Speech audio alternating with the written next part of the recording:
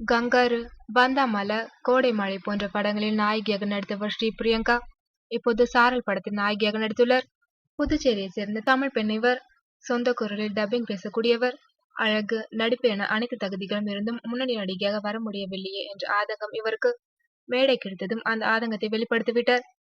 சமீபத்தில் நடைபெற்ற சாரல் திரைப்படத்தின் இசை வெளியீட்டு விழாவில் நடிகர்கள் விவேக், விஜய் சேதுபதி, இயக்குனர் விக்ரமன், தயாரிப்பாளர் சுரேஷ் காமாட்சி என திரைப்பிரபலங்கள் முன்னிலையில் பிரியங்கா பேசியதை பார்த்தால் தமிழுக்காக குரல் கொடுக்க இன்னொரு மயில் தயார் என்றே தோன்றியது.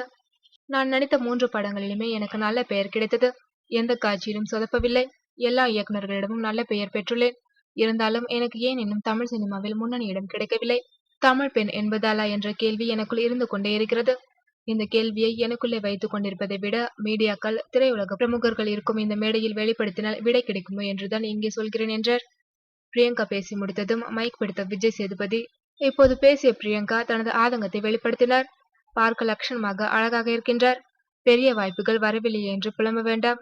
நிச்சயம் அடுத்தடுத்து பெரிய வாய்ப்புகள் அவருக்கு வரும் என்றார். அடுத்து பேசிய விவேக் ஒரு படி மேலே சென்று பாலிவுட் கலக்கிய வைஜெயந்தி மாலா, ஹேமமாலினி, ஸ்ரீதேவி எல்லாம் தமிழ் பெண்கள்தான்.